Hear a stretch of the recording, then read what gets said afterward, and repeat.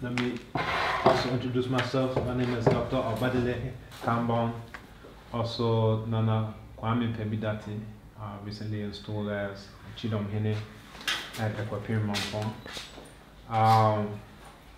Just a little bit about myself. I think that's what we're here for. You asked me to just tell you a little bit about myself. So I'll do that. I was born in Brooklyn, New York in 1979. And my parents, you know, they were part of what we would refer to as the African-centered movement there. There was a freedom school called Uhuru Sasa. Can we say that together? Uhuru Sasa. Uhuru Sasa. Uhuru Sasa. Uhuru Sasa. Uhuru Sasa. Uhuru Sasa. That's Kiswahili Freedom Now. Uhuru Sasa. So that's where my oldest sister went to school. And if you know anything about New York and African-centered consciousness, you know that, you know, you had all of the luminaries who were there. Dr. Clark, John Henry Clark, Dr. Yosef Ben Yakinen. You can just go down the list, and you know, every week you could have Dr. Amos Wilson. You can just hear lectures from all of some of our most esteemed scholars. But one thing that my parents realized is that you can do a lot of the talking about being African, but it's hard to do a lot of the living about being African, because when you're hungry, who do you go to, you know, to purchase your groceries? You go into some white grocery store. Even if it's a black grocery store, they're paying mortgage and rent and taxes. If you get thirsty, who's going to provide you with the water? If you need to travel from point A to point B, you're going to be on the train or something. So basically, every aspect of your lifestyle, you know, it's like on Sundays we'll go and listen to the lecture, or Saturday we go listen to the lecture about let's be African, let's be free. But the day-to-day things of actually being African and being free and being self-sufficient, you can't do any of that in New York. So their plan was actually 3 parts initially: to move down to North Carolina, which is where my mother's side of the family had been enslaved, then to move to the Caribbean, which is where my father's side of the family had been enslaved in. So St. Kitts, you said St. Thomas, St. Kitts and Barbados, and then to eventually move to Africa. So me being here is actually just a shortcut around some of that. So my parents, they moved down to North Carolina, and they decided to get some chainsaws and build their own log cabin from scratch. So now both of these are city slickers. So my father was born and raised in Brooklyn, you know, several generations, going back to the time of Marcus Garvey, where, you know, his grandparents moved from the Caribbean up to there, and my great-grandfather became Auditor General of the UNIA and was awarded the Cross of African Redemption, which was a very high honor. He went on to found Paragon Credit Union and many other things in Brooklyn. But so they decided to do that. My mother was born in Harlem. Her mother was a jazz singer, but they said, we're doing this. We're about self-sufficiency. We need to act on what we know. So they moved down to North Carolina. They built a log cabin in the woods, and everyone thought they were crazy. So all their friends say, oh, you're going off into the woods to go eat grass and leaves and bark off of the tree. What's wrong with you? But they were actually trying to live what we say that we're about. So they dug their own well so they could have their own water supply. They started growing their own food. You know, we had a garden and we would eat, you know, from the garden. And this was just what we grew up in. This is, you know, when you're young, whatever you come into is what you just know is normal. So we didn't have running water. We're in the United States, right? We didn't have running water. We cooked food on a fire. All of us, before the log cabin was done, 5 of us lived in a house that's probably about half the size of this room, right? But, you know, they were doing it now. At that time, my father already had a doctorate degree from Columbia University, and my mother was working on hers from Duke University. But they weren't living how you would, I guess, expect that people with those types of things would be doing, because they were actually trying to live out what they were saying that they were about. My father, at one point in time, he was sweeping chimneys, and he took me along with him. to go sweep chimneys as, before he ended up going to teach at St. Augustine's College. But again, they were doing what they had to do in order to actually do the thing. So we grew up, we never had any mortgage, and mortgage, for those who don't know, is where you're paying month by month over 30 years, 40 years. You end up paying 3 or 4 times the value of the house, right? We never owned a new car. None of our family members have ever owned a new car, because a lot of those times that's on a lease. It could be lease to own or just lease, like throw your money away. But our idea was, unless you have the money to buy it, you don't need it. If you don't have the money for the thing, you don't need it. So we weren't spending $30,000, $40,000, $50,000 on a car that just takes you to point A and point B, just like a $5,000 car. So at the time, I remember my preschool, I went to an African-centered preschool, which is much like the African-centered school that we have here now. And that was very good. But after that, there was nothing African-centered in North Carolina. This is the South in the 1980s. It's not cool to be African yet. It's not cool to do whatever. It's just like, So the option was to go to public school. So I go to public school, and everybody starts telling me that my African name is bad, right? They start calling me African Booty Scratcher. So I was born the name Obadele Kambon. So they say, Obadele, open the jelly, open the deli, what you talking about, So, basically I started getting into fights and things of that nature, because you have to defend yourself. And ironic that there were whites in the school, they didn't say anything. It was the black people who had already been told that being black is bad, who were the ones who, were coming down. And that started me on a journey to find out why do we hate ourselves? Why do African people, why do we hate ourselves? And I come to understand that that's because our enemy has taught us to hate ourselves, so that we end up fighting against each other instead of fighting against them. But I'll come back, directly to the story. So I went into public school, and because of that, we never celebrated any white horror days. What am I talking about when I say white horror days? White holidays. Like what? Christmas. I don't celebrate Christmas. Never. What else? Halloween. Halloween. Nope. What is it? Easter. I don't celebrate. Nope. 4th of July. Nope. What else? What are more the horror days? New Year's? Nope. Nope. You don't celebrate New Year's? Nope. Oh, that's my birthday. I don't celebrate birthdays either, but that's another story. I'm on hiatus from all them types of things, right? But yeah, so that was that. We never stood up for the Pledge of Allegiance. If you ever heard of that, that's where they tell you get up and do something for the flag. We just sit down like we're paraplegic. We're like, no, we don't stand up for that.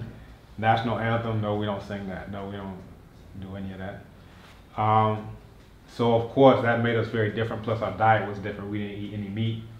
So people were like, what do you eat? You don't eat meat. Can you eat watermelon? So apparently, because they were thinking, all right, well I eat meat, so you must not eat what I eat. So I know I eat watermelon, so you must not eat watermelon. So apparently things weren't clicking. They're like, you can't drink no Kool-Aid. And like, well, we don't drink Kool-Aid, but that's a different issue. So of course, you grow up and you learn to be very, very different. Now, I remember, in kindergarten, I would be winning chess tournaments in the school. First grade, they had a Black History Month quiz. I won the quiz because this is just what I grew up with was, we're African. Inventors, all this, Black History Month, 365. This is what we know, this is what we do. But I'll say over time, by the time of middle school and then of high school, it started to get to a thing of, sometimes you want to be like how everybody else is. And you may have to put up a facade to do that, where you start acting like how other people are acting. Now it's never going to be complete, but you start doing things that you see other people are doing. And that was the case for myself, where instead of using my first name, which I used my whole life, Obadele, I started using my middle name, Bakari. And the real reason was because it sounded less African, but I didn't say that that's why. I was just like, oh, in high school, I'm going to go by my middle name. And come to find out, I actually read a book by Cheikh Anta Diop. Everyone knows Cheikh Anta Diop Senegal. out of Senegal. Cheikh Anta Diop. That's how it's pronounced? Yes. Say it again? Cheikh Anta Diop. Cheikh Anta Diop. You probably heard the U.S. pronunciation. Sheikh Anta Diop. I'm over here confused. You're like a whole different person. What is that? It's a Wolof name, and actually yesterday I met a brother at the Charlie Wesley Festival. We were able to just chit chat in Wolof for a little while, but that's the actual pronunciation. Cheikh Anta Diop. Dégg nga wolof. Dégg naa Wolof bu baax a baax. Man jàngalekatu Wolof la. Waaw. Man dem naa foofu dama def 3 ans foofu. Hey. Si. Oh, xam ma. Xam ma de baax na lool. Nice one. Wow. So now I know that we can be chit chatting in Wolof. Yes. Xam nga Jedida. Si. Waaw. Dem gis naa ko. Baax na. Si. Waaw. Moom nag xarita Bingisson la. Waaw. Baax. Nice. Yaa ngi wax about Jerija. Jerija. Wow. Yes, sir, Jerija. Wow. Yesterday. Sama ndongo Medu Nete la ci jàngukaay ju kawe bu Legon. Si Wow. si. Mu ngi jàng Wolof ci Legon. Oh foofu. Waaw. Ci Man ci école. waaw. Waaw man Oh man dama def jàngalekatu ne ci rek. Déedéet Medu Nete ci ak ci kanam tuuti dinañu jàngale Yoruba. Oh okay. Okay. Nice. ñu ngi àggale. Si. Naka nanga góorgóorlu. Si. Baax na. Yàlla baax na. Wow. All right, so that's cool. So anyway, that's the Wolof pronunciation, and that's when I said it. You said it right, and I was like, okay, cool. Cheikh Anta Diop. So I read in his book that was actually a name out of Kemet Bakare, also known as Tantamani. That was the very last black ruler of Kemet, and unified back when Kemet was unified with Kush. That was the very last black ruler, Bakare. So we had that listed of some of these names that we think are Arabic or whatever, but you can actually read it right there in the Medu Nete and see that this was the name. Of course, I didn't know that. I was just like, all right, it sounds like Bacardi, like the drink. I ain't gonna have to be beating people up, fighting and whatever. But anyway, that I would say throughout Kwaku,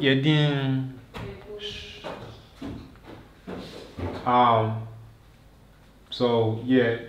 Anyway, going through high school, by the time I got to college, I was in full trying to be like everybody else, mode. But what I found out was that you have 2 choices in life or death. And the very first choice that you make is to choose life. All of us, our very first choice, as a sperm and an egg, we were deciding that we're going to choose life, right? If you ain't swim fast enough, you wouldn't have been here. So that means every other choice that you make after that choice is either going to be consistent with that first choice, or it's going to go against that first choice, and it's going to be choosing death.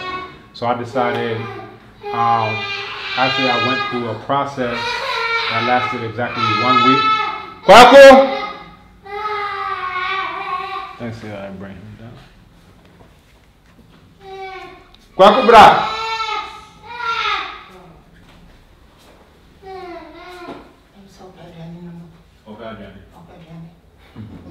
If you are.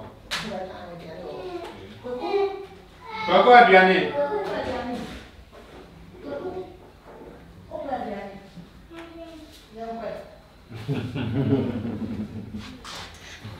He knows that word, Adriani.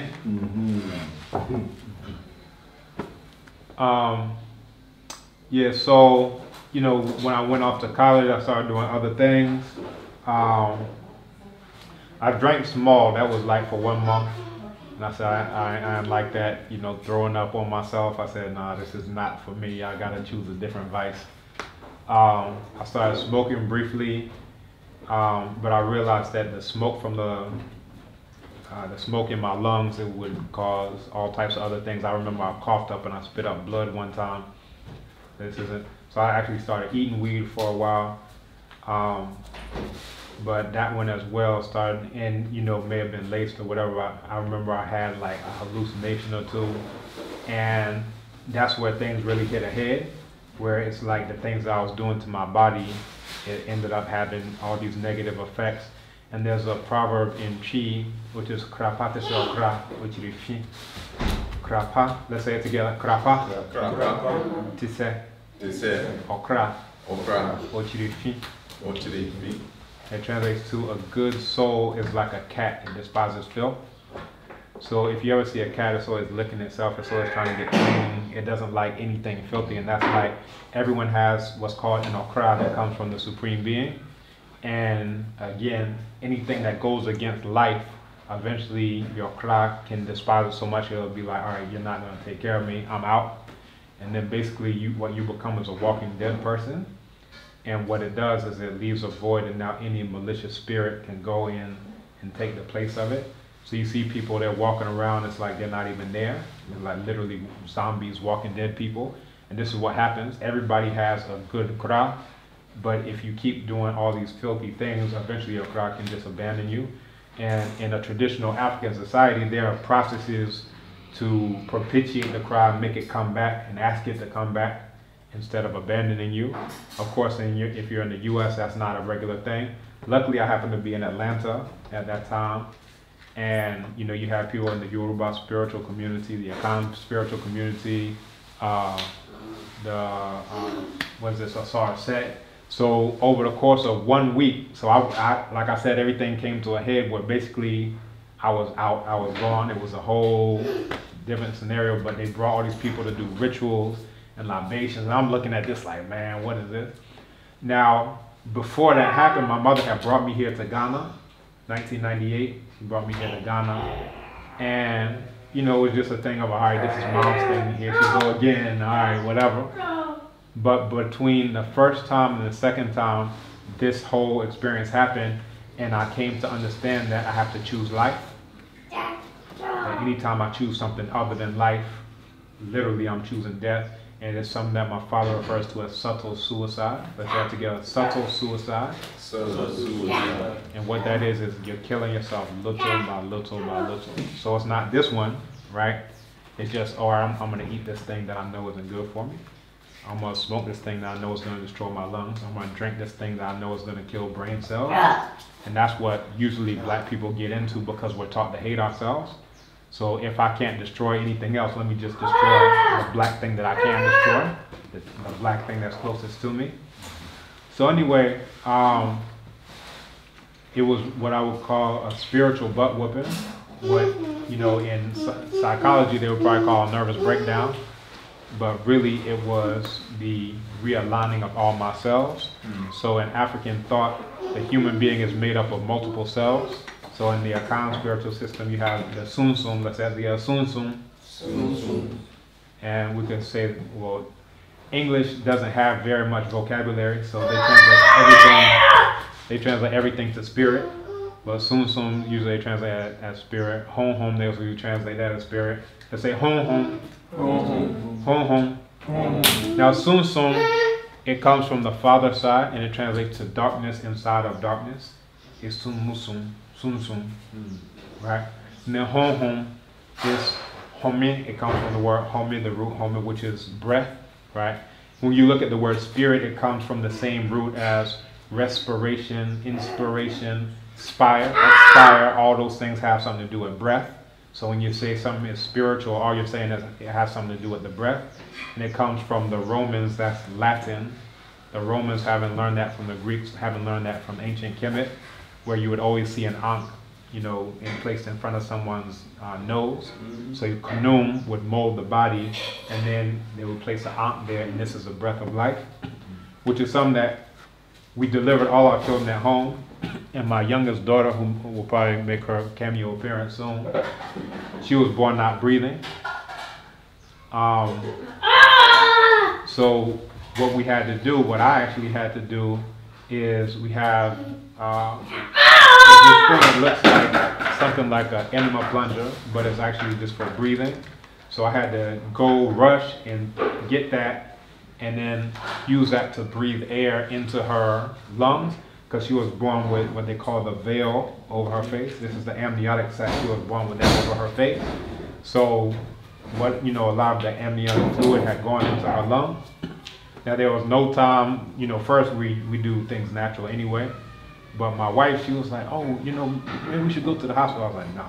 There's no way we would get from Hacho to any place, in time. And then by the time we would even get there, they would probably have to take 10, 20 minutes to figure out even what to do. So it was just, ancestors. And, sending the air into her lungs and then sucking out the fluid, sending in the air and then sucking out the fluid. Eventually, best sound ever. Then eventually, second best sound ever. So, she's here with us. So long story short, that breath of life was very, of course, necessary. So to come back, by the time, this whole situation happened, and I was actually on a full academic scholarship at Morehouse, and, this put, of course, my scholarship in jeopardy. And part of, all these things, they talk about self-medication where you're doing all these things, because I was in a deep state of depression. I went to Morehouse because, when I first got there, they had a speech. Naim Akbar came in and gave this speech about being African and so forth and so on. And I was like, yeah, we're here, we're about to do this. Yeah, it's revolutionary, we're going to. I got there and I realized that it was a Morehouse Negro factory. So they just created Morehouse Negroes. So I went into a state of depression. I'm like, I ain't trying to be no suit and tie, go, worship some white cave beasts from somewhere. So, from the depression, if you can't lash out at what's around you, what most times happens is you start lashing out at yourself, which is never the solution. But that's why things like Black to Our Roots are good, because it gives you avenues where if you say, I don't want to be a sellout, I don't want to be an Uncle Tom, that now there are actually options that you can do. Otherwise, you can implode. But anyway, that was 98. And then by 99, we were able, luckily we had a good family friend, Dr. Francis Press Welsing, who was there. Has anyone heard of Dr. Francis Press Welsing? One. Everybody else needs to do some research. This is a homework assignment. But she was able to do the evaluation. I was able to retain my scholarship. So when I came back with my African mind, then, and during that time I was also reading voraciously. I was reading like 100 books, like Destruction of Black Civilization, all the things my parents had in the house that I was always like, oh, here they go again. Now it's like, no, this is what I need. It was like food, right?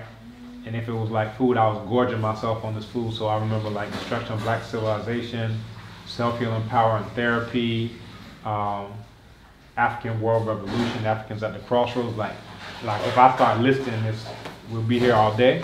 But what it really did is it helped to reorient me to that very first foundation that my parents got for me before I went into the public school system.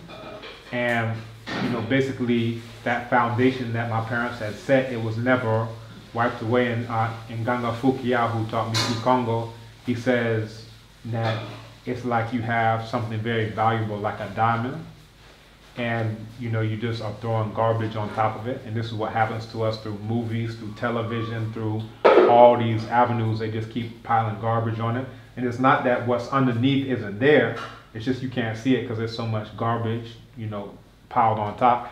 So now you go to removing all these layers of garbage, all these layers, and eventually you can see what's really inside of you. And that was that process. It was a very short, very jarring process for me. It doesn't have to be that for everyone, but it was very jarring. 1 week, I cut out everything I was doing before. If I was drinking before, I said, never more. If I was smoking before, I said, never more. If I was doing whatever, never more, never more, never more. I was listening to a lot of hip hop. And some of it was somewhat conscious or not overtly negative, but I realized that this was also just all these, I'll put it like this, the ones who decide what gets played and what gets marketed and what gets promoted, they have their own agendas. So what you're listening to is based on somebody else's definition of what they'll allow black to be. So all right, if you're African, if you're black, all right, you're allowed to be smoking and drinking and shooting and robbing and killing and boom, boom. That's what's going to be, you know, put out on the airwaves for you to listen to. Not that that's authentically what's you, but that's all you're ever going to hear about it. It's always going to be in a box. It's not to say that we ain't got some people who actually do that, but that's what they're trying to recreate, to the point where when we came to Ghana, this is in the 90s, people would come to us, hey, my N-word, talking to a sister, what up, B-word? You know, and because that's what they have broadcast on the airways, that's what y'all are, right? So imagine how far away in Ghana, imagine those who are right there, that's what they get, that definition of this is what you are, this is what you're allowed to be. So I had a very serious hip hop collection. I had the very first singles, this is back in the day of cassettes and CDs and all this, and I just gave it all away. I had my roommate from freshman year at Morehouse. I was like, I don't want none of this anymore. Now, if I had it, it would probably be very valuable right now, because it's stuff that you can't get, record albums and all this. I said, I don't want none of this.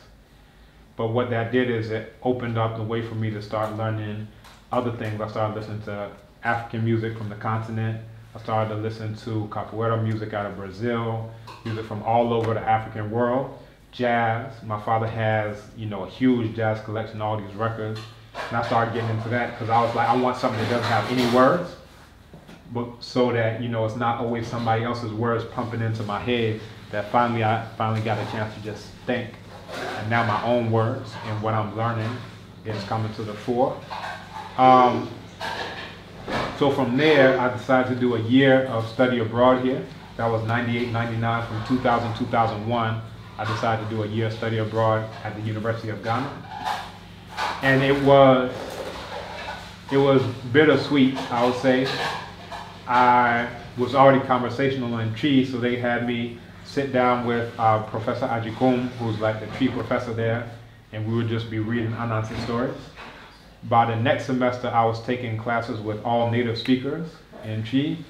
You know, writing the longest essay I had ever written at that point in time was 41 pages entirely in Tree on proverbs and various, you know, social situations. Now, the other classes were terrible. I took a course called African Philosophy. Now, you'd think that would be good, but the course in African Philosophy, the teacher didn't know any African philosophy. So he had us reading Plato and Aristotle. This is African philosophy. Now, I took, you know, Eurasian, whatever philosophy, they just call it philosophy at Morehouse. It was this demonic looking, blue-eyed, blonde-haired guy teaching at Morehouse. I actually had some semesters where I didn't have a single black teacher at Morehouse. And, you know, ironically, I later on went to University of Wisconsin. I had one semester I had no white teachers. So look at how upside down the world is. So anyway, this guy and this beastly looking one at Morehouse, that's what he started with, Plato and Aristotle and Hume and Hegel and Kant. If you don't know these names, you don't necessarily need to. And I came here and then we were reading the same thing. Young man, you on jet lag? You jet lag? So when I say Abibi Fahundie, I want you to say African liberation. Abibi Fahundie. African liberation. Abibi Fahundie. African liberation. Abibi Fahundie. African liberation. What is Abibi Fahundie? African liberation. Very good. All right. So when I came here, I was just, you know, too through to have nothing but the same Eurasian garbage. And matter of fact, this afternoon, matter of fact, I'm working on a book on therapeutic communication with some of my colleagues at University of Ghana. Abibi Fahundie. African liberation. Abibi Fahundie. African liberation. Call and response keeps people awake. All right. Abibi Fahundie. African liberation. Very good. Now, and this ties back into how bad this course was. This is here at University of Ghana. We're doing about Hippocrates and Florence Nightingale and all these, you know, random cave beasts. I actually wanted to, of course, supplement that. I said, no, what we need to be doing. I had in my chapter, I talked about Imhotep. Has everyone heard of Imhotep? Hesi Ra. Has everyone heard of Hesi Ra? No. He was a contemporary of Imhotep who's usually credited as being the first physician. You can actually see carvings of him. He got a short afro. He looked very much like Imhotep. You just quickly saw that I interrupted or whatever, and you just come around. You know, of course, you know.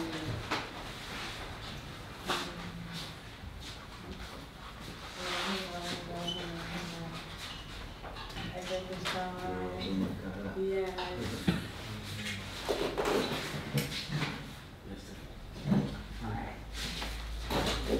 Continue. So I had in the book the information on Imhotep on Hesi Ra. Has everyone heard of Pesachet? This is the first female physician in the history of the world. Merit Ptah was given the title of the overseer of the physicians, but Pesachet was the overseer of the female physicians. So all of these were, you know, the creators of what we now understand to be medical practice in the entire world. There was nobody before any of these people. The very oldest medical text in the history of the entire world, Abibi Fahudie. African liberation. Abibi Fahudie. African liberation. Abibi Fahudie. African liberation. The very first medical text in the history of the entire world is the Kahun Gynecological Papyrus as well, also written right here in Africa. So I had all this information in there. My colleagues say, no, we want to get rid of all of that. It's off the topic, it's off focus. Meanwhile, they have Hippocrates in the book. They have a whole chapter dedicated to Florence Nightingale and the Florence Nightingale Pledge. Now this tells you, that's like what I encountered when I was here on study abroad. It's very disheartening. So we have a meeting this afternoon where, and all of them are my senior colleagues, full professors, who are going to convince me or attempt to convince me why we should take out all the African names and leave in these Neanderthals. Which is, you know, it's very problematic. And what my colleague was saying is, oh, you know, you can keep that whole section, just write up your own article on it. Because all three of them, one, he just passed away, matter of fact. He's married to a white woman, lived in, you know, UK for the majority of his life, so forth and so on. The other one, you know, worships his imaginary white man. Actually, the other two worship his imaginary white man. And the other one was like, yeah, when Moses was born, Pharaoh said to kill the male children. And I'm like sitting here listening, I'm like, you're supposed to be a full-grown man, and you tell me fairy tales as though it's historical stuff. So, you know, this is a major problem because this is the thing, here, there isn't the concept of miseducation or the idea that we've been brainwashed. Because if you don't know that, then you don't know, all right, I need to do something about my miseducation. So all these folks, all they see is when you get miseducated, then you get to drive a fancy car. If you get miseducated, then you get a big house. So these are the crumbs that they throw at you as long as you agree to be stupid. Right? As long as you agree to be a sellout against your people, they'll keep giving you all these trinkets. Right?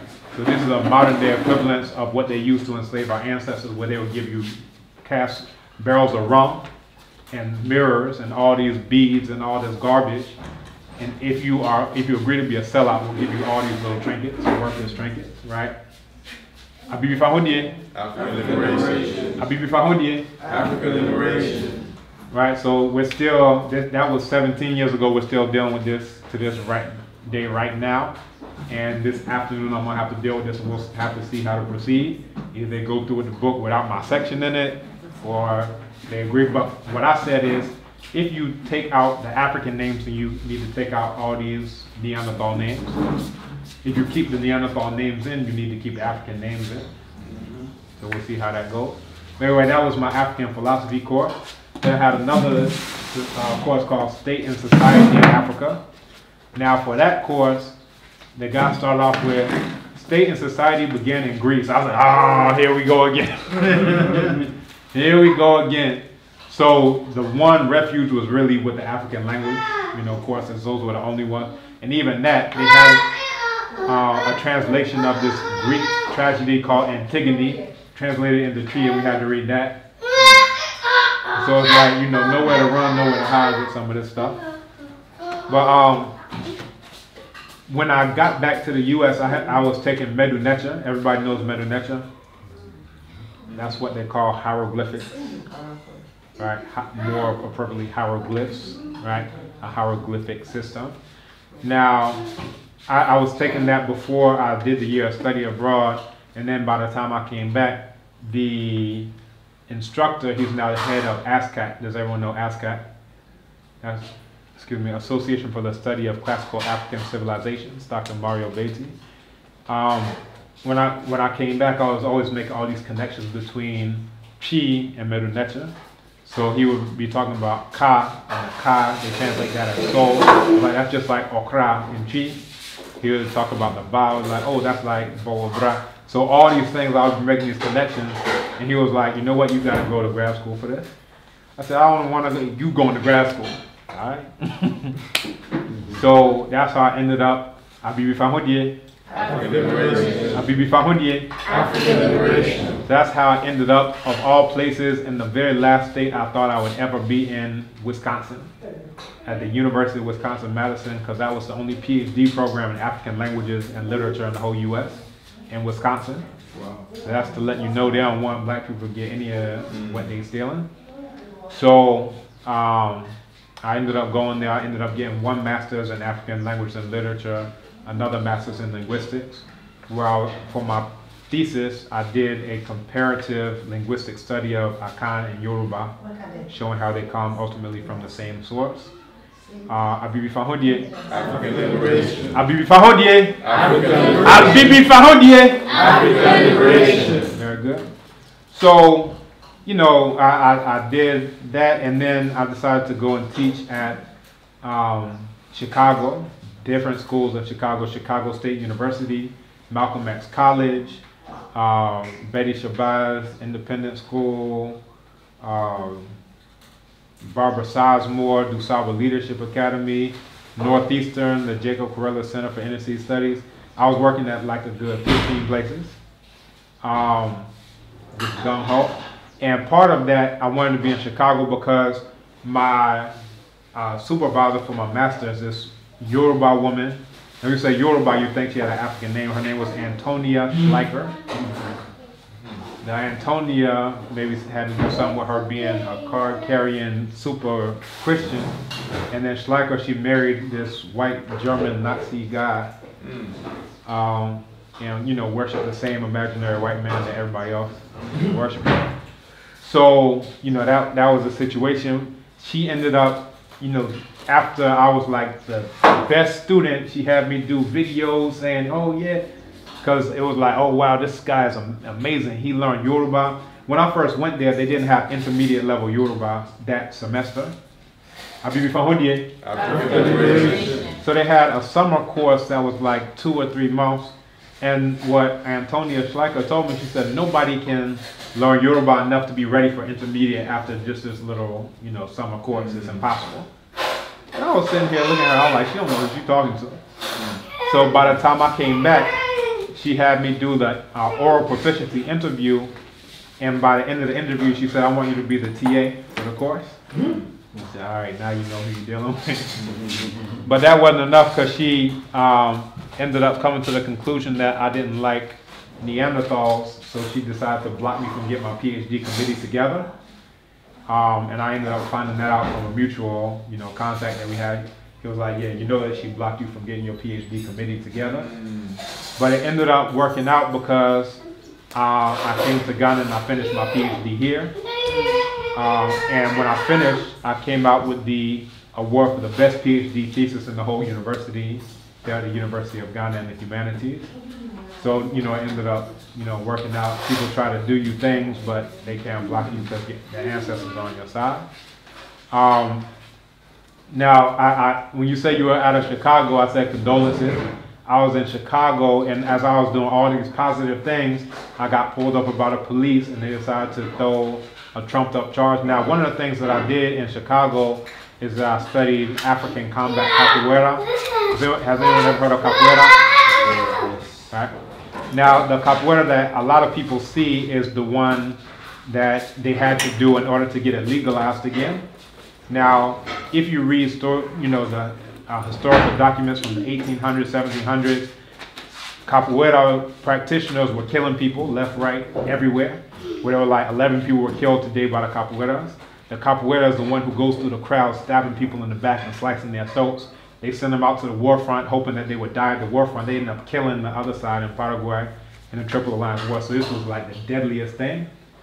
Now, it ended up being banned because it was so deadly. They would use all these capoeira practitioners to go and intimidate voters and kill people in assassinations. So the way they ended up banning it was by getting, you know, if I arrest you, now I say, all right, now you have to work for me and kill this other capoeira guy. So they ended up repressing it by using capoeiras to fight against capoeiras. So it ended up being banned into the early 1900s, and the way they got it legalized is by making it Brazilian gymnastics, right? So what you see now is not what it was. What you see is what they had to do to make it palatable to white folks. So they had the governor of the state of Bahia, Getulio Vargas, and Mr. Bimba. He organized this exhibition with all his white students, where they were just hopping around and flipping and clapping and hopping and flipping and clapping. He said, oh, this is great, Brazilian gymnastics, let's do it. So then they legalized it, and then they allowed academies to be open and so forth and so on. So what you see now is the tamed down, they call it domesticated. Matter of fact, there's an article called Domesticating an Urban Menace, where basically they timed it down, made it cool to white folks, whatever. So again, I don't know what you've seen personally, but what you see around generally, whether they call it Angola or Haitian now, that's not the one that's killing people. The one that's killing people was the original combat one. And most times the people who do it now, they will only do it as a game. They will only do it as a ritual. Or if it's Haitian now, they'll only do it as acrobatics or as a performance. Let's just do things that look cute. But none, you know, the movements are the same, but they're never using it to actually defend themselves, defend their family, defend their race. We had a festival here, and there was a brother who was like, oh yeah, I do Kung Fu for self-defense, but I do capoeira for fun. And this is how backwards that is. I'm like, so then I was like, all right, I'll do capoeira, you do Kung Fu. So he ended up doing, he's like, yeah, I got all my certificates. And I'm sitting here thinking your certificates won't protect you. I'm about to light off in that one. Because one of my favorite hobbies is to beat up people who practice Asian arts. And I use African arts to beat up people who use Asian arts. Just to, you know, it's a hobby. Everybody has a hobby. But just to show them that the African arts are one, they're older than any Asian art. The oldest depiction of any what they call martial arts, and I don't like that term, I'll tell you why. The oldest depiction of so-called martial arts 5,000 years ago at a place that was originally called Monet Khufu, now called Beni Hassan because the Arabs are there.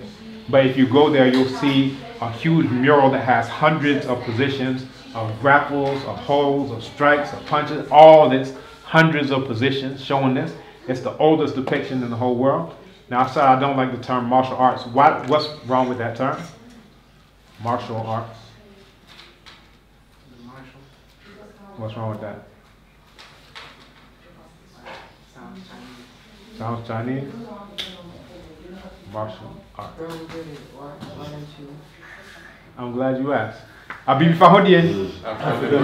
Abibi Fahondie. Abibi Fahondie. African liberation. Well, because I'm about that, that's why I don't like martial art. Now, martial, the root of it is Mars. Now, what is Mars? Oh, the god, the Roman god of war. Exactly. Oh, okay. So there's a proverb that it goes, it's a silly daughter who tries to teach her mother how to bear children. It's a silly daughter who tries to teach her mother how to bear children. You understand that? It means, why would I name something that came 3,000 years after I invented it, after, you know, the Romans? I invented it 3,000 years before there was anything called a Rome. So why am I going to name what I'm doing after a Johnny-come-lately Neanderthal? Right? That don't make no sense. So, you know, I try to use more neutral terms. I'll say a form of combat. Combat means calm, together, back, hit, like hitting together. You know, just so I don't have to evoke Roman deities just to discuss my own African thing that predated Rome. Nothing called Rome in the world when I was doing what I was doing. So, you know, again, I said that's one of my hobbies, is to show them that it's superior. So the Kung Fu guy, he would start doing his Kung Fu thing. Wah, wah, wah. Keep doing your kung fu. What? So at the end of the thing, I'm like, all right, you ready to learn some capoeira now? Yeah, I think he's ready. End up choking him. Ah. All right, you ready to learn it?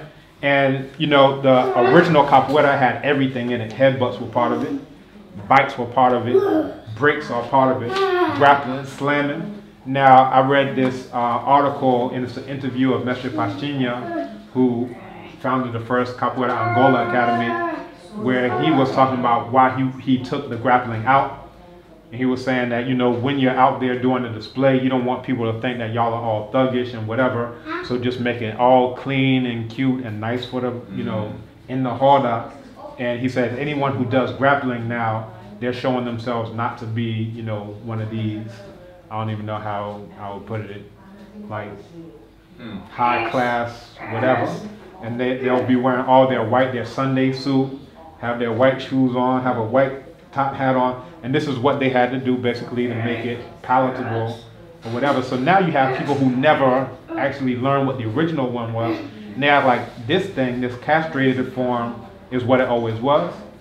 But again, that's not what it always was. So what we do here is we took it back to the original, and the only way to learn it is by fighting with it, right? So that's what we do. Have somebody, all right, you do kung fu, come, let's do kung fu. You do your kung fu, I'll do capoeira, and then we see what happens. You do your karate, you say you got a 2nd degree black belt, you do your karate, I'll do my capoeira, well, let's see what happens. You say you're in wrestling, you say you're in taekwondo, whatever you in, bring all that garbage, and I'm gonna light that behind up. And that's 100% of the time, that's the only outcome that we allow. All right, so Abiyu Fahodie. Abiyu Fahodie. Abiyu Fahodie. African liberation. That's a bit of a sidebar, so let's come back. So I was in Chicago and we taught African combat capoeira, what's called asakon. Let's say asakon. Asakon. Asakon. Asakon. Asakon. Asakon. It comes from the asa, which is the dance aspect, and then kon, which is the fight aspect, the war aspect. Now, if you ever see, you know, anybody from the Zulu warriors, you'll see them do their war dances. But all the movements that they have are good for whooping that behind, right? You'll think that they just swinging this and swinging that. Stand there and let them swing in front of you, right? That'll be your last day standing. If you look at anyone, we can come up, you know, to modern day, you can look at Muhammad Ali. When he was young and he wasn't taking all that damage, he said, at that time, he said, in the ring I can stay till I'm old and gray because I know how to hit and then dance away. So if you see him when he's young, he's not doing the karate, and then you hit me, then I hit you. No, I'm the one who's hitting you. I'm never getting hit, right? So he said, I'm too pretty, right? So that was the whole idea, and that's a very African concept. It's like the way African people do combat is more like guerrilla warfare. Now picture guerrilla warfare here. Let's say you have an army of 1,000 people, and on my side I only got 20 people. If I lose one, that's like I lost 1,000, right? I can't afford to lose one. So what do? So when you're in camp, I'll come and I'll throw a fire, I'll do a shot, and I'm back in the bush. So I did all the damage, I didn't take any damage, right? That's how capoeira works, where I do all the damage and I don't take any damage. So you try to do a kick, I bam, light you off, and I'm already gone by the time you even know what happened. Your nose is bleeding and I'm not even close, so you swinging at the air. Now, the way all these Eurasian, and I say Eurasian because Europe and Asia are just one landmass. They like to try to convince people that Europe is something different. It's just the butt crack of Asia. It's all just one landmass. So the Eurasian thing is like how they talk about the so-called American Revolution. The redcoats are coming. Redcoats line up all on one side. Americans line up on one side. You shoot me, I shoot you. You shoot me, I shoot you. You shoot me, I shoot you. Then whoever ends up with somebody standing, that's who won. That's a very stupid way of doing warfare. And African people are not stupid. We don't do it like that. But that's how all those Eurasian martial arts, and I'm using that term for theirs, that's how all the Eurasian martial arts work. If you look at them fighting, you just rock them, sock them robots. I hit you, you hit me. I hit you, you hit me. It's like, what is that? Right? So you look at anybody from, they used to call Floyd Mayweather Pretty Boy Floyd, because he always end up the fight and he looks exactly like he went in before the fight. You never touch him, but he's lighting you up. He's getting knockouts and all these things. That's the mentality for capoeira, so we call asakon, because the dance aspect is to make sure that you never get hit, right? you think it looks cute, but it's actually functional to make sure I'm never getting hit. But the kump part is I'm making sure I'm lighting you up. I'm lighting you up, right? When I say lighten you up, I hope you understand. Abibi Fahondie. African liberation. Abibi Fahondie. African liberation. Abibi Fahondie. African liberation. So we would teach African combat capoeira to people your age, young students in usually middle school, going into high school. We had a whole, rites of passage program. We would take them off into the woods. We teach them shelter construction, just, using branches and things like that. Teach them the herbs that are edible, things that they can use to survive. How to do shelter, first aid, just every skill that you would need to survive on your own. And we had different, levels for that. So the last level, you have to just go off into the bush and have nothing but a knife. That's what you're going to use to survive. That means your water, you're going to have to find out how to do that water.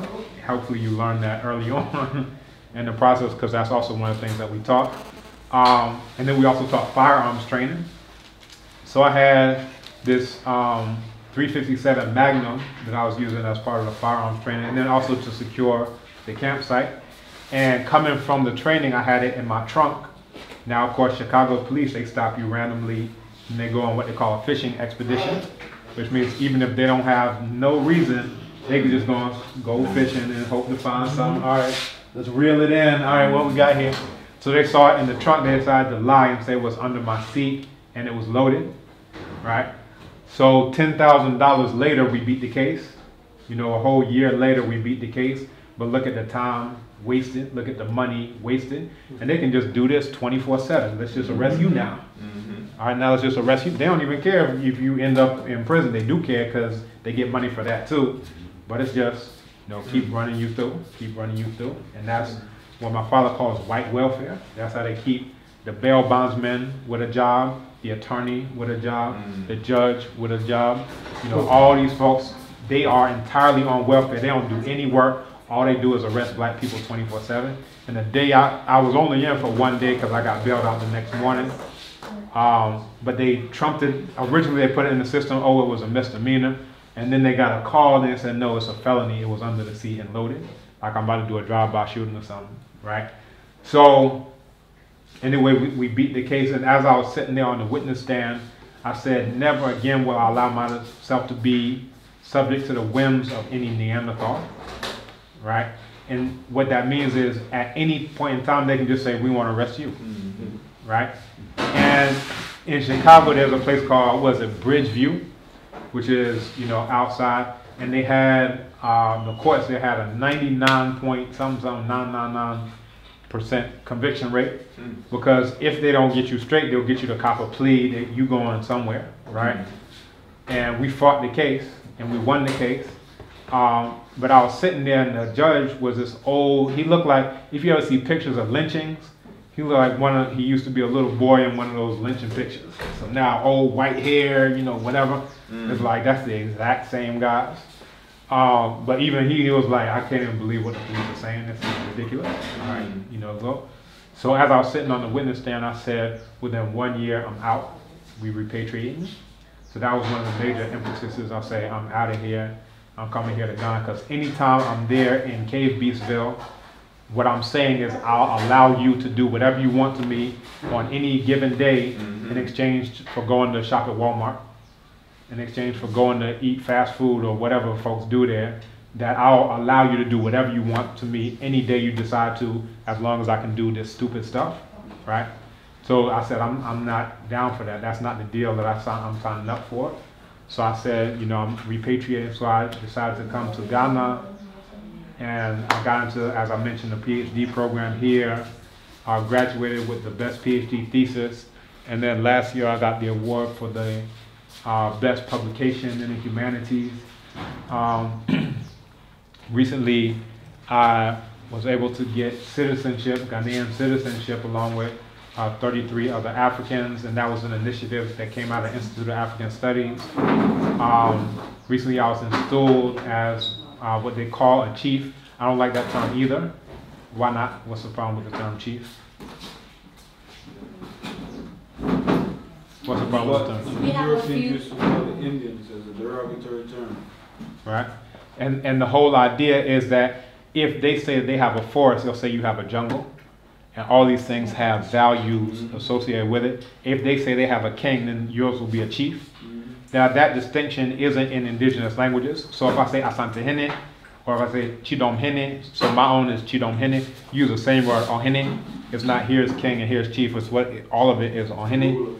Exactly. So ruler, I even prefer that one because it's more neutral and doesn't have these things. And also, you have women who were outright rulers. The very first woman ruler in the history of the world was Sobek Neferu, right here in Africa. Then you had Hatshepsut, you had Amani Renas, you had Mani Shekito, you had Shanak Dakete, you had all these things. You had all these women rulers. So if we just say ruler, we don't even get into this thing of do we call it king or queen, or is it queen mother, whatever. We can just use it. But this is... Can I interrupt for a second? The snacks that are going around is one of they're all vegan, made by one of our students who's an entrepreneur, and she was actually selling these, she sells them. So these are part of her so brownies and cookies. I don't know if it has wheat. I can't answer that. I was hoping she could be here to answer that question. So please, if you're interested, please say it's just cookies and brownies. Thank you. And here she is, Evan, right on time.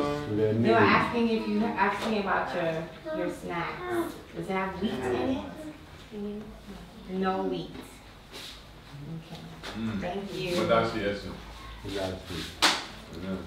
Hi there. Hi. You want to introduce us? Well, we still. Are you staying around? Are you staying? Okay.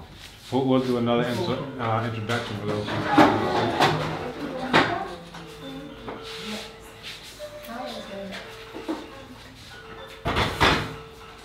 Right, so we fast forwarded to, coming to Ghana.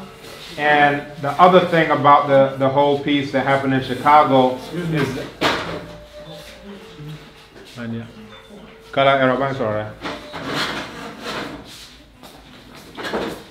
So with the whole Chicago piece, my wife and I were scheduled to get married in 2007. But because of that situation, we weren't able to. We were going to get married at my parents' place in North Carolina. They didn't allow me to leave the state as long as that case was ongoing. So, but the good thing is that we ended up getting married here in Ghana, which is, even better. But yeah, all these things, as long as you are allowing yourself to be under the jurisdiction of your enemy, any day and time, they can just say, we're going to do this to you, we're going to do that to you.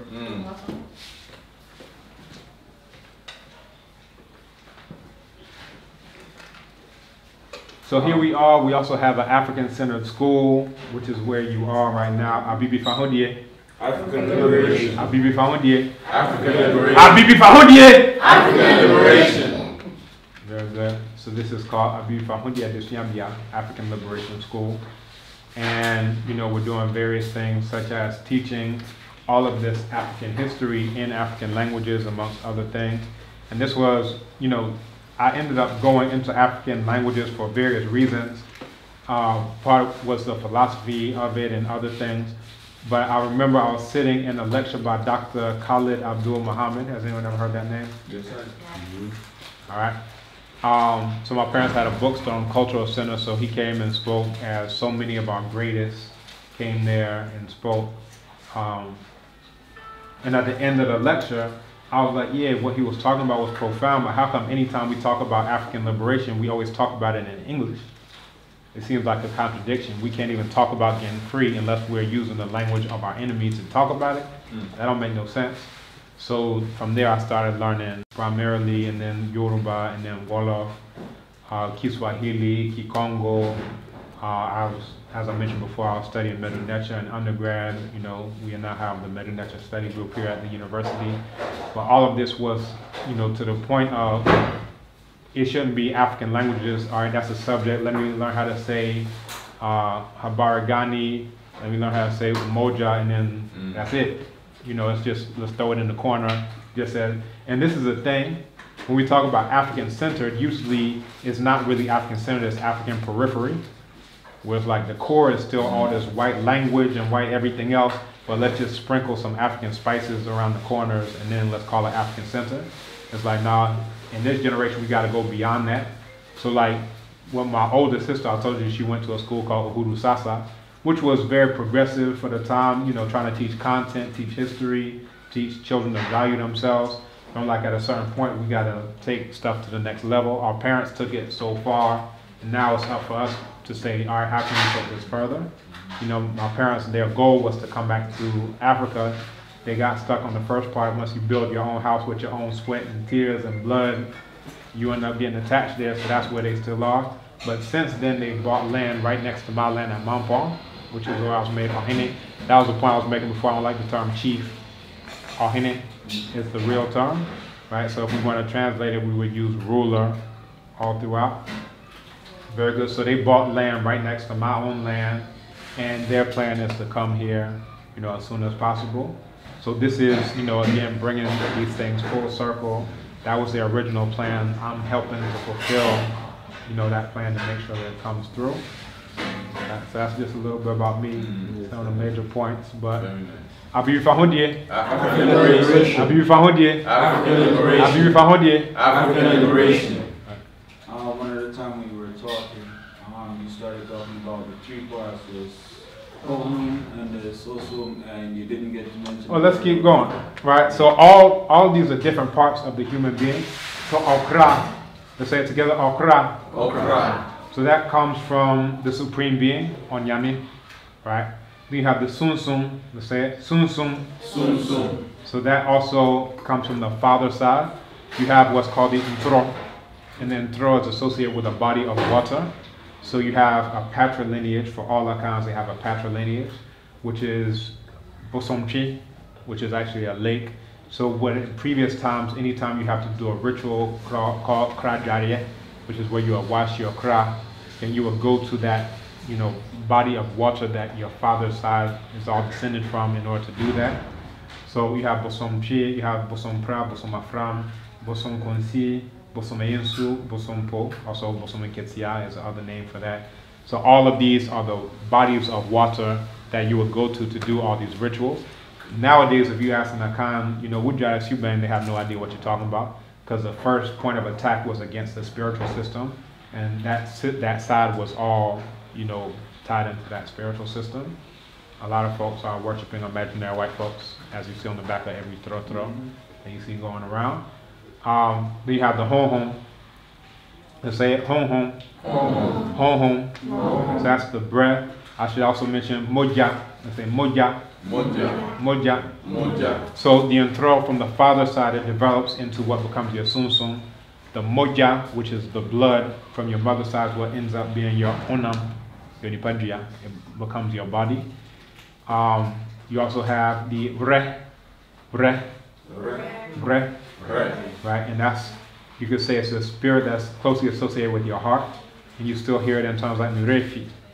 It's saying that the bre has gone out. That's the way that you say you forgot something, because what it's responsible for is for emotions. It's also associated with memory and things of that nature. So you have all these different parts of the human being. So if those parts aren't in alignment, then that's where you have what ends up being physical sickness or spiritual sickness or whatever. So you have to do all these things to get the different cells in alignment. And this is usually done through what's called akom. There are various ways to do it, but one of the ways to do it is called akom, which is this ceremony where there's dancing and drumming, singing, you know, they're playing the shakers and all these things. And like as you're dancing, you may spin around. You spin around and you go into a trance. What that trance state is all these different parts, all these different cells going into alignment. Your physical body is part of it. Your sum is hearing it and reacting to it. Your moja, your blood inside. All these different parts are in it, and that's where you get into this deeper connection with the divine, through that process. Now Eurasians, they usually do it, they'll sit down in the woods somewhere and they'll be om, om, om. For us, it's usually in a collective. You don't have to be away from everybody else in the world. You're connected to everybody as you are aligning all these different cells, right? So this is the African perspective of how to make this alignment versus the Eurasian perspective, which usually tends to be the counter, the exact opposite of how we may do it. So yeah, these are lots of the different cells that are associated with the human being. Anyone have any questions for Dr. Kambon? I have. You got go ahead. With the capoeira, like,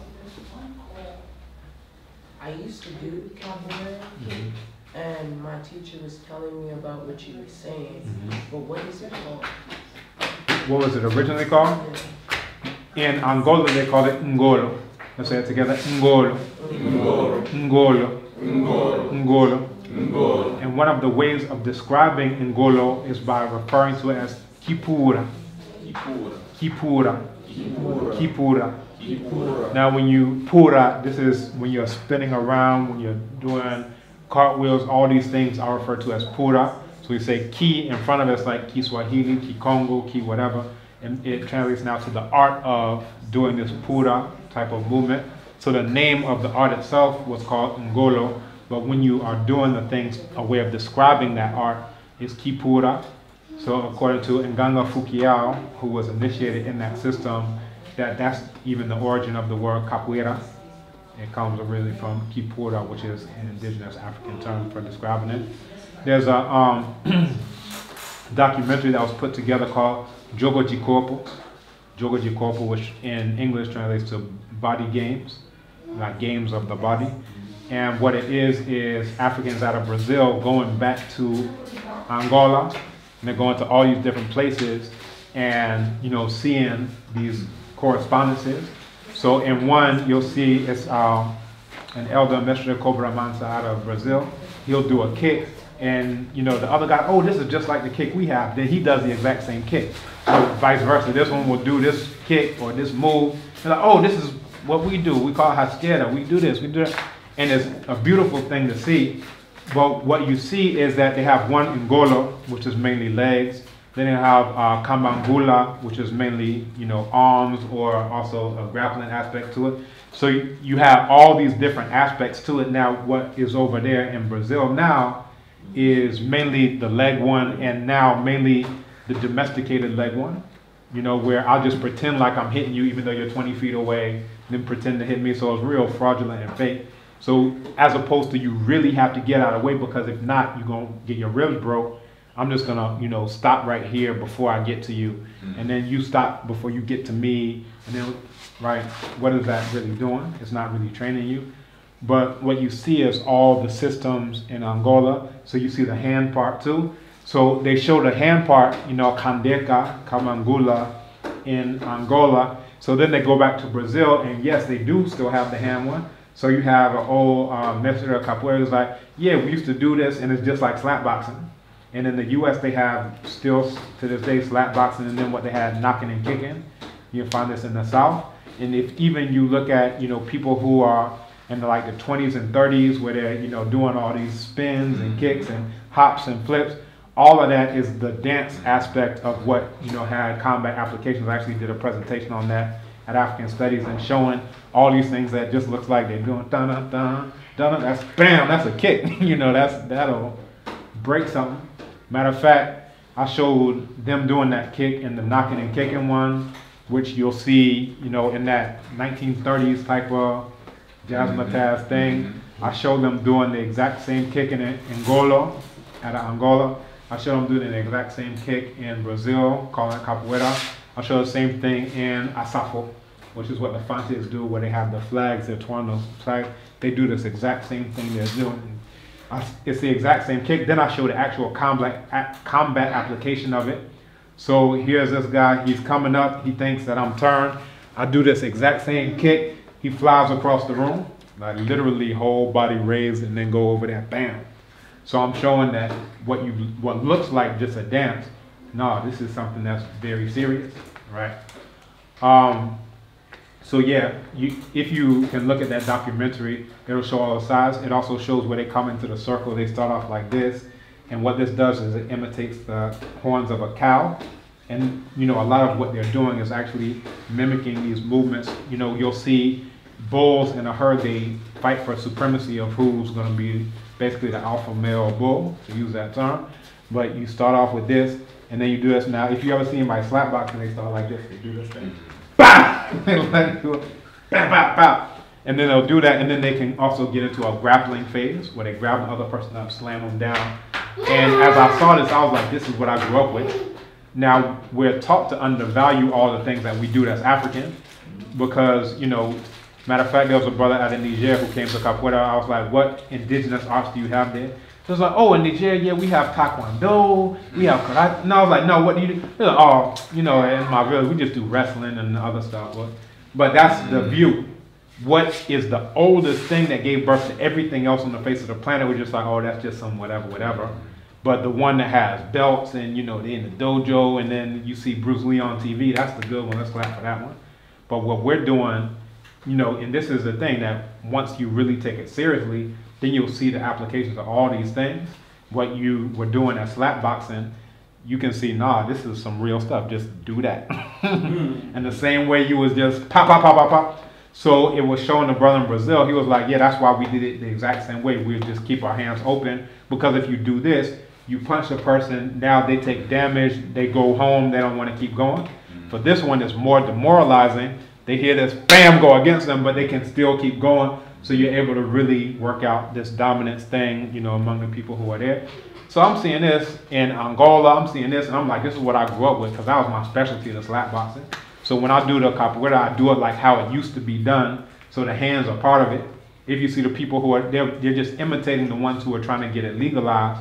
So they do the, you know, domesticated leg one, but very rarely do you see them bring the hands into it. Now the hands are part of it, and matter of fact, you can't effectively do the leg part unless you do the hand part, because when you really want to get to the legs, you do a smack, pop. Now they start thinking about the pain that they're feeling here. They're not thinking about legs anymore. That's when you're able to get the leg shot in, bam, right?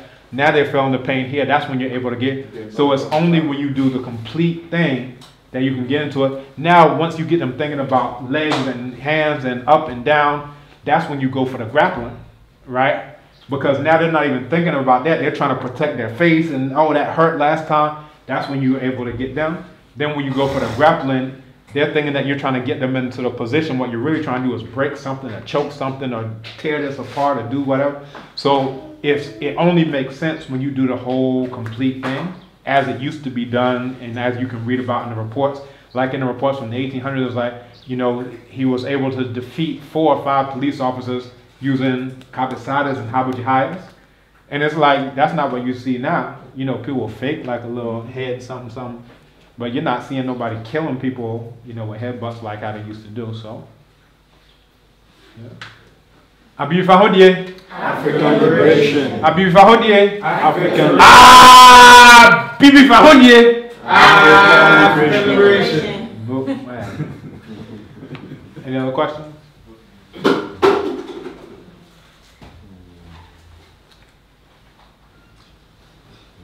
Don't be shy now. What subjects you teach at the Abiy Fahodie school? Or what subjects are offered? We teach every aspect of life. For me, my medium of instruction is Chi, as you can well imagine, where we go into a little bit of everything. You know, we learn the mechanics of the language itself, but then we teach other subjects. We teach math. You know, so we'll do games where you have to solve. So we away from what?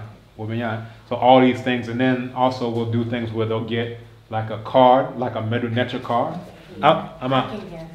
So like if they get the answer right for the math problem, then they get this card. So then that becomes another motivating factor. But now they start looking at the card. Now they're reading about, you know, who is our set, who's our star. Oh wow, I want this card. You know, so all of it is, you know, part of the whole thing.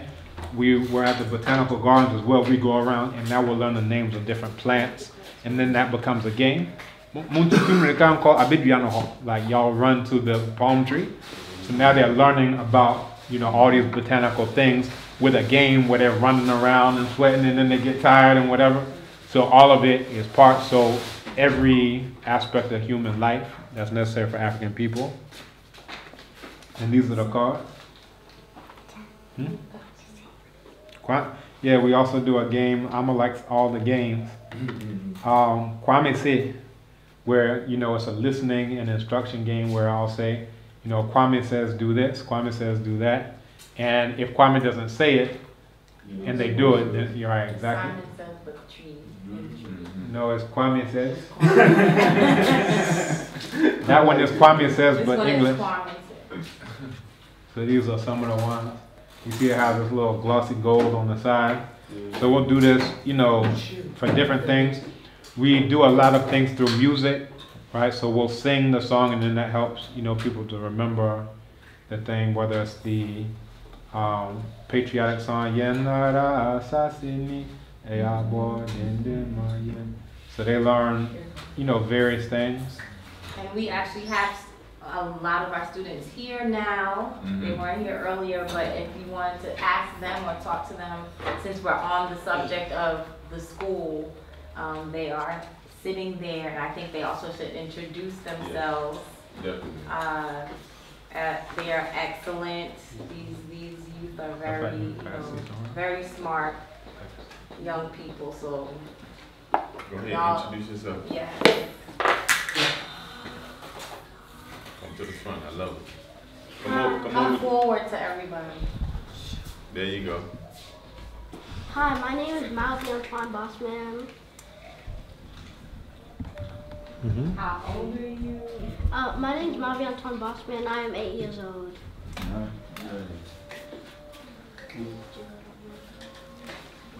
ahead.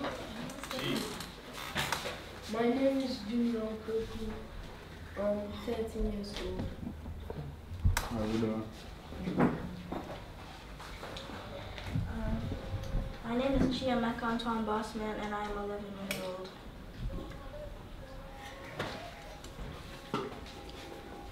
My name is Essence Kufor, and I am 12 years old. Okay. My name is Unfortunate Bossman. I'm 6 years old.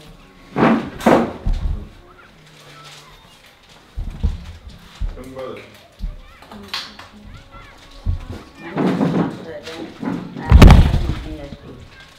How old? 7.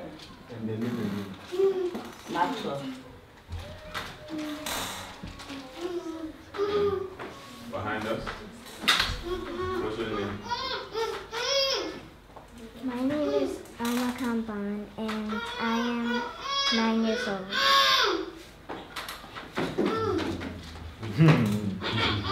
That is Kuku Kambon. 4-year-old. And we have one.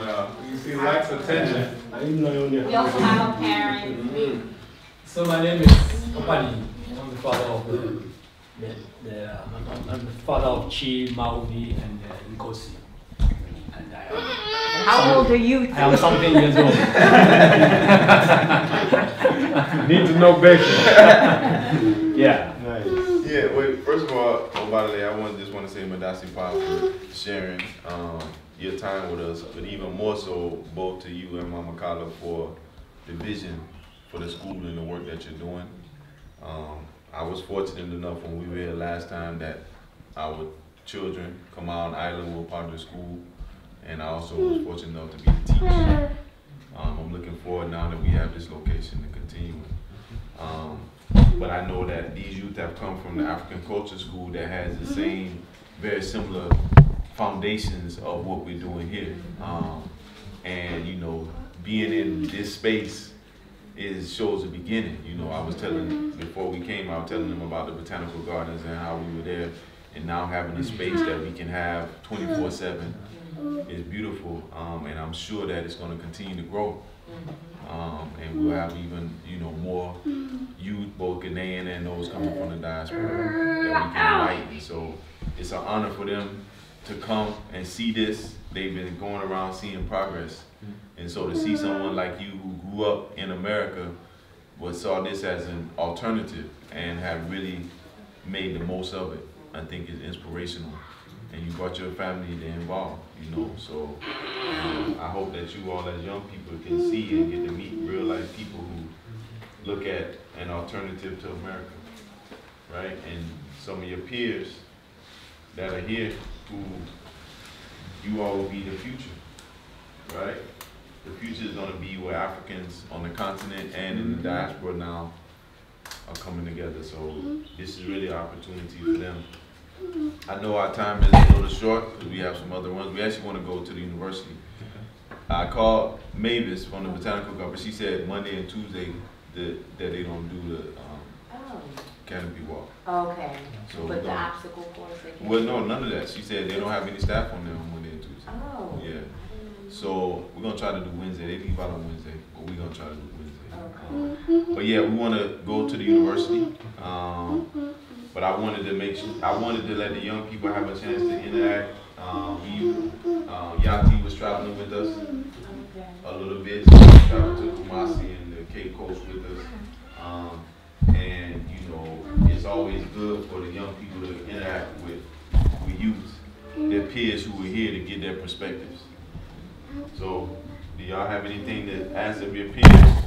Or y'all gonna pretend like y'all shy too? Everybody's shy now. You know what I mean? You gonna leave out of here? Yeah, I know exactly right. Now they wanna act like I know Malvi and she. Y'all ain't shy. Huh? You shy? Oh, okay. Yeah. So, but feel free. The hosts are not shy. No, they're not shy. They I know all of them. Yeah. But y'all have anything to ask them or anything to share? I'm saying this because adults. Oh, that's what it is. And then all the adults go in, and then all the kids they Yeah, talk to each yeah, other, yeah. make a whole bunch of We noise. won't even know. Yeah. So, you look like you got something to say. Nothing? Mubarak? No questions about life in Ghana. No, what do you think? You answer what they do for fun. What's the, you know? What's your favorite food? Always trying to taste Your them. favorite what? Food. Oh, your favorite food. No, he eat too.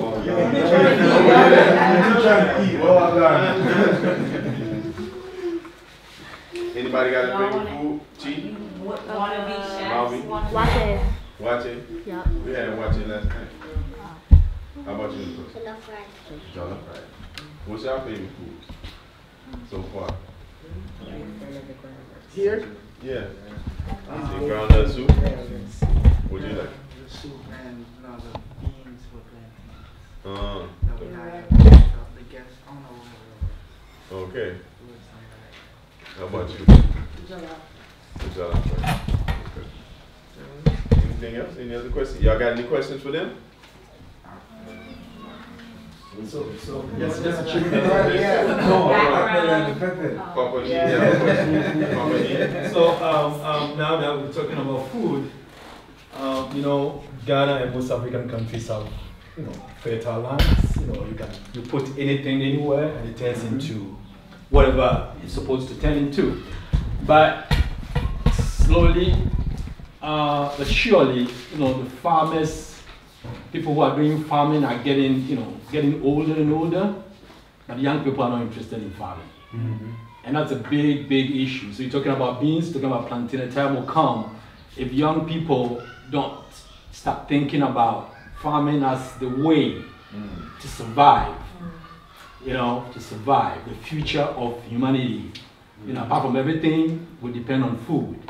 But if people are not seeing farming as what they should, especially young people, then sometime a time will come, maybe the beans will not be nowhere to be found, or the plantain will be nowhere to find. So as you were thinking about, you know, everything, think about, you know, what has been given naturally, something that it's there for taking. It's not something that you really have to sweat to do, or to, you know, like to get certificates to do, but the land is open, the land is ready.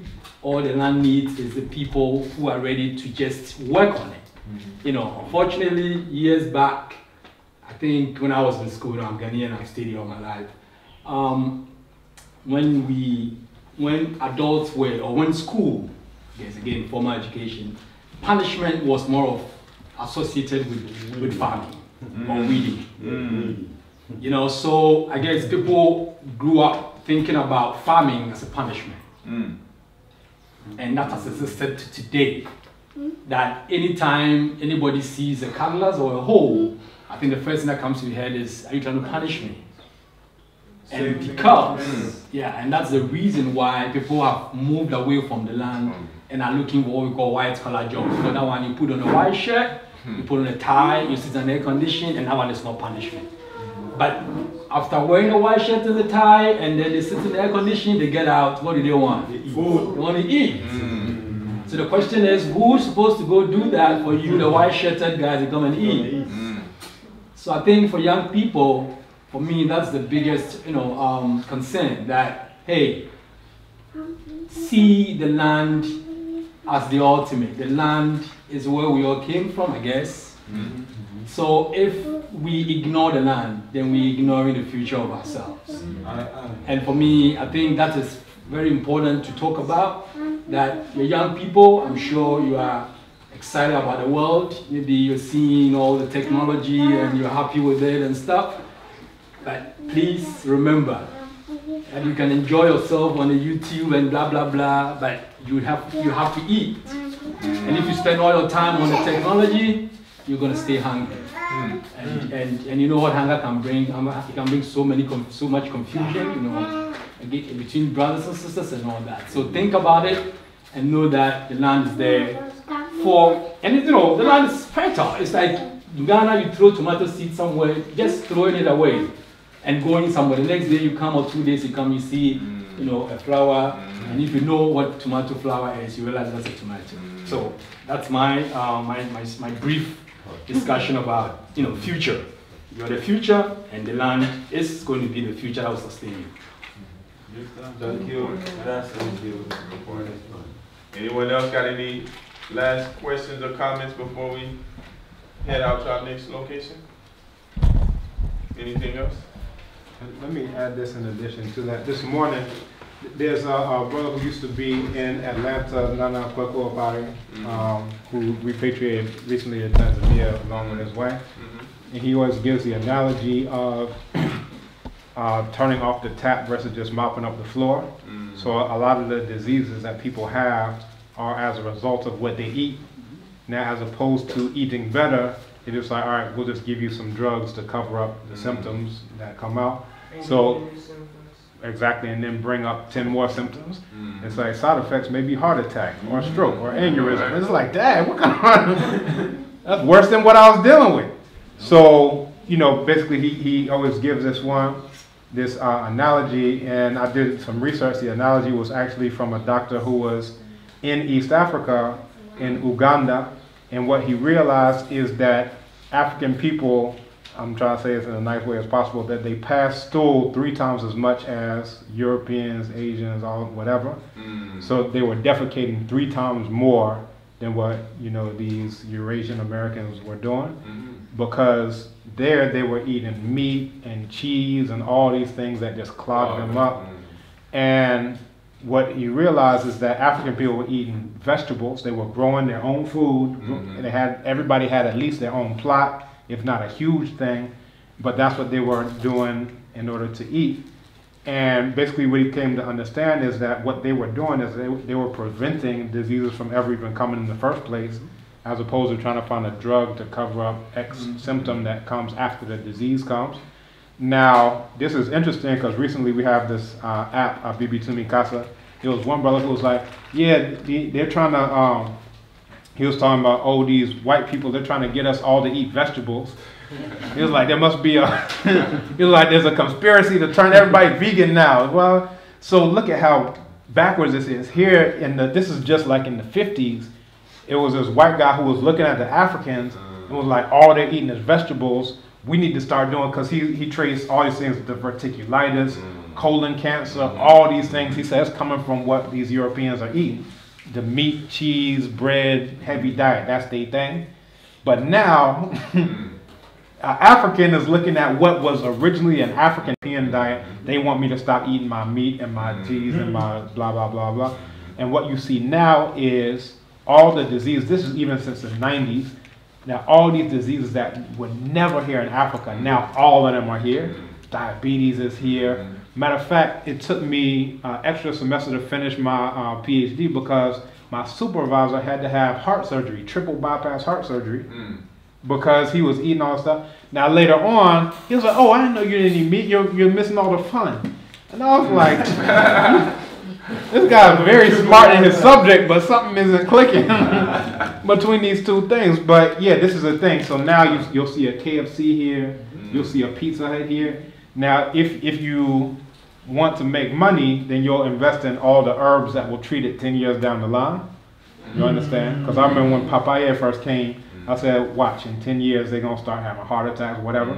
And relish, apparently somebody was thinking similarly, relish and Osu, now they're making money hand over fist, because that's all the papaya people, that's all the Chinese fried rice people. Now they're going and now they're trying to get healthy, now they're trying to start walking and doing whatever. So these are the things, all these things are interconnected. The land, the food, the health, all those things are tied together. So think about that. Next time you may want to go eat some poison disguised as food. And I think that's a good point you made, just as far as for the young people to know that, you know, being here, I'm sure that y'all can see that, you know, all the amenities that everybody's used to. They don't have a million cable channels, they don't have this and that, but the quality of life is better. Food is fresher, air is better. You mentioned about the whole police brutality piece. We don't have, that's not an issue, right? You don't hear about people on the news getting killed by police. There's no hands up, don't shoot, right? You don't have to worry about that. So it's a quality of life. And part of it, you can, you know, some of the young people who are at the school are parents of those who've returned. They want to create a different environment and a different reality for their generations to come, right? And so that's what Obadale and others have done, is to say, you know what, we're going to leave America because we want a different reality. And sometimes you as young people, you might not even understand it. Some of the children may not even know why their parents are doing it. They're taking them from America where we got cable, we got this and we got that, coming here where we don't have those things. It may not be until later. Look at what Obadale said. He grew up in the culture, but he didn't appreciate it until he had to put that against these other experiences. And now that's giving him the context. So I think you gave some excellent points, Obadale, that there's gonna be others that try to dissuade you away from connecting with the culture. When you get back, I'm sure there's gonna be people who tease you that you went to Africa, that you see a whole bunch of people living in huts, hanging from trees. Your responsibility. Well, your responsibility is to let them know, right? That's your responsibility. So they'll be aware. And not only to make them aware, but now to make sure you stay connected to the young people that you're meeting here. You all will be the future. More of them are coming in right now, so this is the future, right? So again, Obadale, we give thanks. Like I said, I'm looking forward to being here and teaching when the family comes. But I think we're gonna get ready to make our journey to the university. We got one of the students waiting on us. All right. I think that's it. Y'all know some of these young people right here, right? From Saturday. Before you all go, can they quickly introduce themselves? Yes, please. And they reintroduced because we met at the Botanical Gardens this weekend. So, okay. Y'all introduce yourself. Feel free. So you can start. Go ahead. Say your name. My name is Amira. My last name is Kristen. Age. I'm 9 years old. Who's next? Come on up. Don't be afraid. You with family. My name is Kayla Christian, and I'm 8 years old.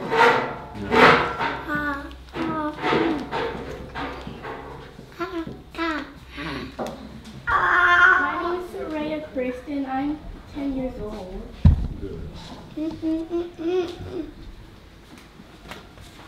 We got grandma that just came in. Greetings. Good to see you again. And the Sansa here, can you introduce yourself real quickly? Yeah, my name is Sansi Hooray. And you are? And you are? The grandmother. Yeah. Okay. All right. All right. All right, so I think we're gonna get ready to leave. Anything else before we leave out? So maybe as an official departure. Yo. ¿Quieres yo creo? ¿Tienes yo acá? Sí, ningún acá.